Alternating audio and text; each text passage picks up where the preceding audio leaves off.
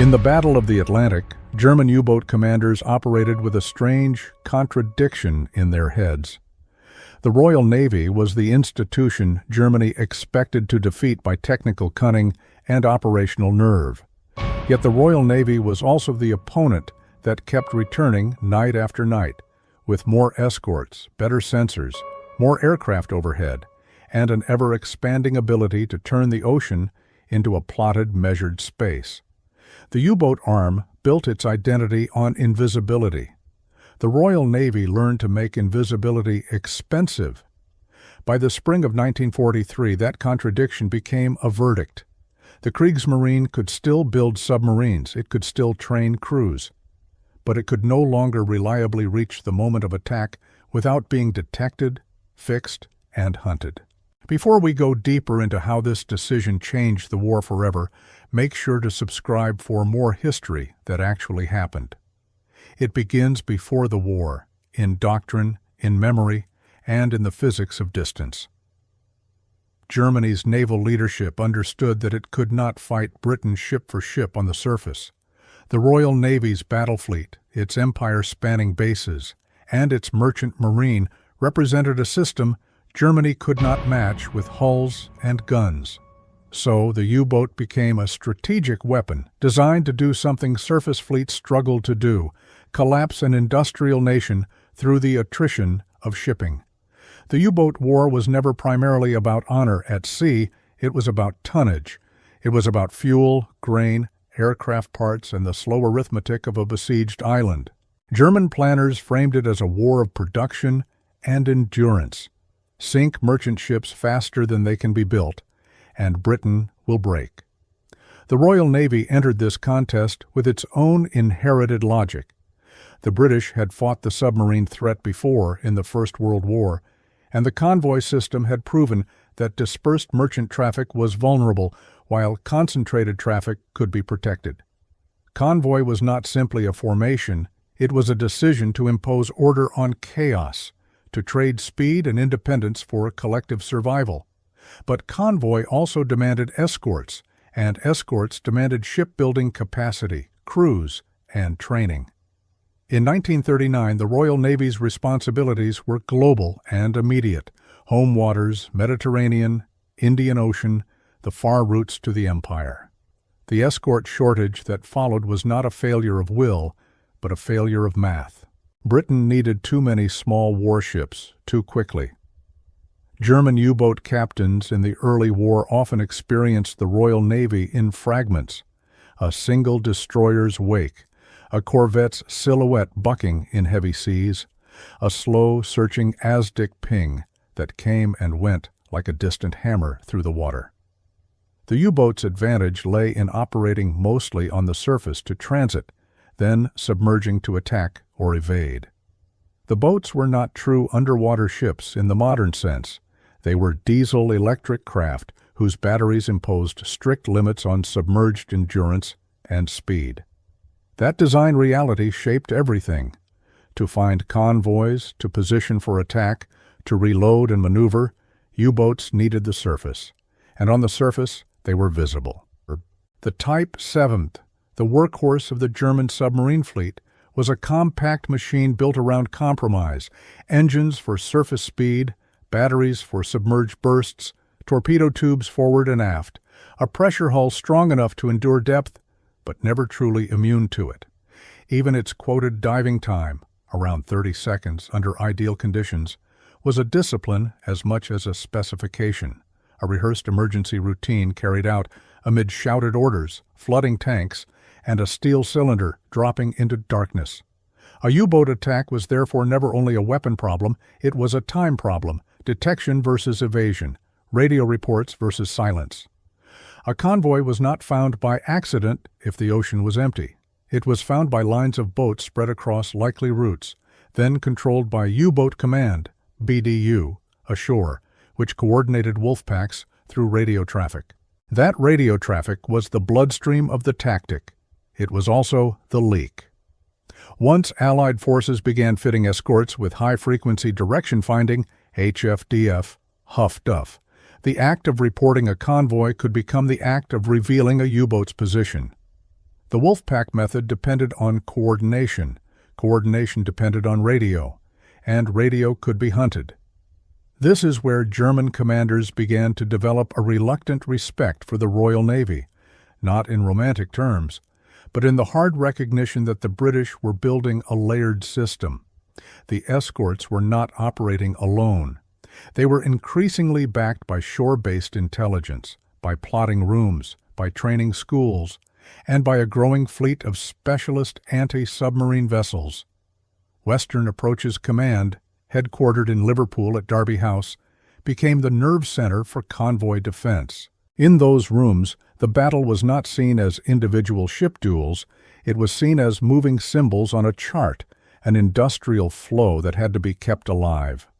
The Royal Navy's problem was never simply killing U-boats, it was keeping convoys moving while under attack. That mission created a ruthless practicality. Escorts that chased too far could leave merchant ships exposed.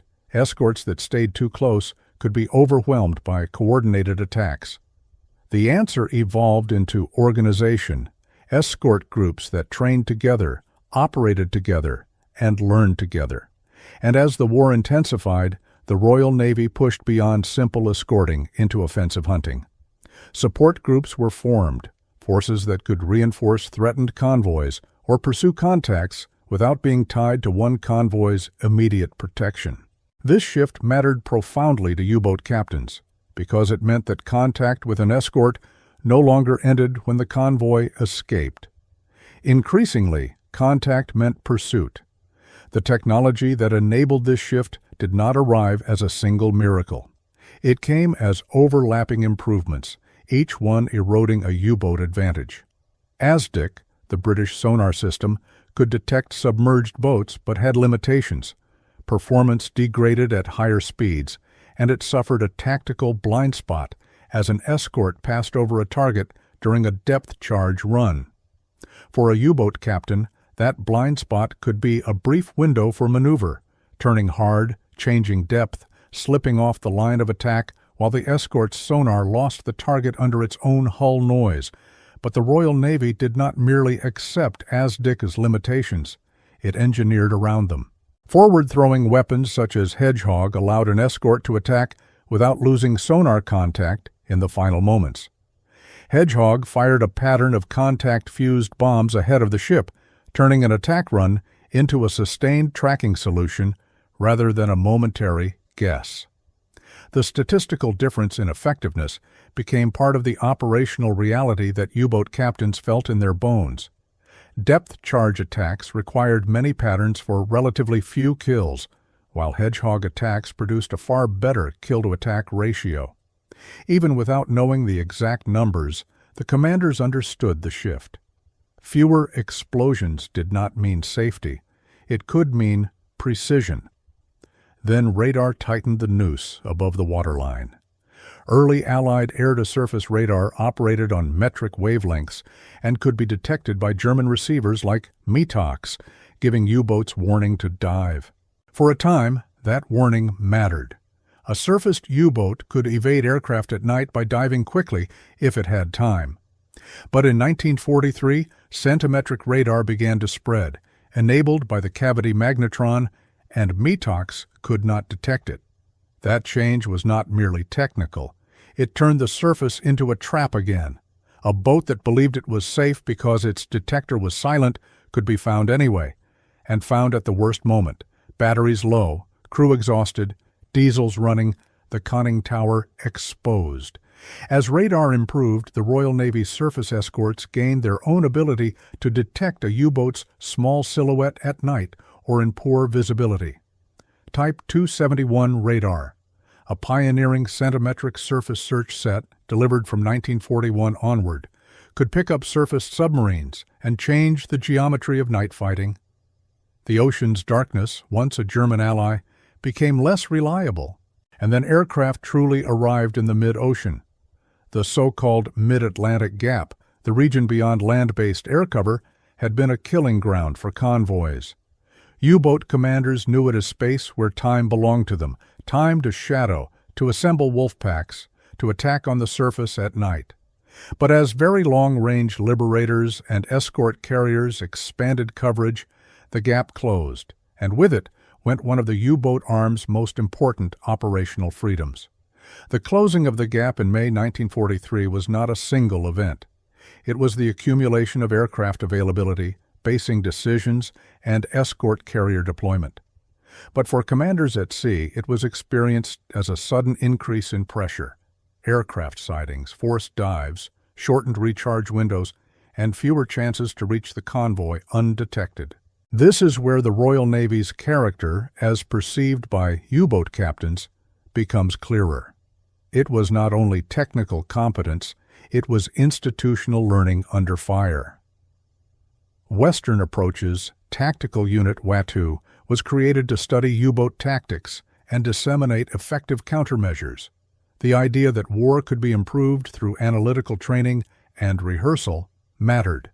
It meant that the escorts encountered in 1943 were not the same as those in 1940. They were drilled. They were standardized. They increasingly shared a tactical language that reduced the U-boat captain's ability to rely on surprise or confusion. German commanders had once exploited convoy defenses by attacking at night, sometimes even surfacing within the convoy lanes, using speed and darkness to penetrate screens. WATU's work focused on how U-boats actually attacked, not how British officers assumed they attacked. That mattered because assumptions get people killed at sea. A convoy defense based on false assumptions becomes predictable, and predictability is what a submarine lives on. By March 1943, the Battle of the Atlantic reached a climax in massive convoy battles, including HX-229 and SC-122, where large Wolfpack concentrations fought sprawling engagements. These battles demonstrated both the threat and the limits of the U-boat arm. When coordinated, U-boats could still inflict severe losses, but coordination required time, radio transmissions, and the ability to remain on the surface. Allied escorts were improving in number and capability, and Allied intelligence and air power increasingly shaped where and when the battles occurred. Then came May 1943, the month remembered as Black May. It is often described as a turning point because the numbers support it. The U-boat arm suffered catastrophic losses for declining results. The month's convoy battles, like ONS-5, did not simply cost submarines. They revealed that the exchange rate had flipped. At ONS-5, the Germans lost U-boats in a battle where they still managed to sink merchant ships, but the loss of submarines was no longer sustainable in the face of Allied production and improving anti-submarine efficiency. At the same time, the Bay of Biscay, gateway from French U-boat bases to the Atlantic, became increasingly dangerous. Air patrols and improved radar systems made the transit itself costly. Even reaching the operating area could mean running a gauntlet. The U-boat pens at places like Lorient were protected by immense concrete, but concrete could not escort a submarine once it left port. The Royal Navy's escort forces also evolved in form. Flower-class corvettes, built in large numbers, were rough-weather escorts, not elegant ships, but they filled the escort gap with steel and endurance. River-class frigates arrived as purpose-built anti-submarine escorts with greater endurance and improved accommodations compared with corvettes, supporting longer operations. From the U-boat perspective, these ships were not glamorous targets. They were obstacles, persistent, noisy, heavily equipped with sonar and depth charges, and increasingly backed by radar and aircraft. For German commanders, the psychological contour of fighting the Royal Navy changed as the escorts became less isolated and more systemically supported. A contact report that once might have brought a wolf pack now might bring a support group hunting them. A night surface approach that once relied on darkness now risked radar detection. A crash dive that once bought time now often led into a coordinated hold down by repeated attacks, designed not only to kill but to exhaust batteries and air, forcing a boat toward the surface where it could be finished. The men commanding U-boats were not ignorant of the material contest. They knew how many boats were being lost. They knew the training pipeline was being strained. U-boat net's recorded totals show the scale of attrition. The U-boat arm suffered devastating losses in 1943 and 1944, reaching numbers that reshaped the fleet's operational possibilities. And then, on 24 May 1943, Admiral Karl Dönitz ordered a temporary withdrawal of most U-boats from the North Atlantic convoy routes. This was not a collapse of courage at sea, it was recognition that the operational environment had changed faster than the U-boat arm could adapt. The Royal Navy, alongside Allied partners, had made the North Atlantic too dangerous for the existing methods. In that moment, what German commanders thought of the Royal Navy became less about individual ships and more about the system the Royal Navy represented. A learning organization capable of turning every U-boat advantage, radio coordination, night surface attack, mid-ocean isolation, into a liability. After the withdrawal, Germany sought technical countermeasures, snorkels to reduce surface exposure, new radar detectors, acoustic homing torpedoes like the T-5 Zaun König aimed at escorts, and eventually advanced submarines like the type Duxjusend. But these were solutions arriving into a battle space that had already shifted. Even when new weapons appeared, Allied countermeasures followed, such as the Foxer acoustic decoy against homing torpedoes. The pattern repeated. The Royal Navy and its allies adapted faster than Germany could restore strategic initiative. By the war's end, the scale of the Battle of the Atlantic was measured in ship counts, tonnage, and lives. Thousands of merchant ships sunk, warships lost, tens of thousands of seamen dead, and the U-boat arm itself paying a catastrophic price in crews. The Royal Navy did not win the Atlantic through a single battle. It won through endurance, shipbuilding, training, and an ability to absorb early failures and convert them into doctrine. U-boat commanders experienced that victory as tightening margins, fewer safe nights, fewer clean attacks, more sudden radar contacts, more aircraft overhead, more escorts that did not break off. And then there is the final irony after the guns stopped. In Operation Deadlight, the Royal Navy scuttled surrendered German U-boats off Northern Ireland and Scotland. The submarines that had once threatened Britain's survival were towed out and sunk deliberately, not as trophies, but as disposal. Steel cylinders that had been feared in darkness disappeared into cold water by administrative decision. It was not a cinematic ending. It was an industrial ending, fitting for a campaign defined by logistics and attrition. What did German U-boat captains think of the Royal Navy?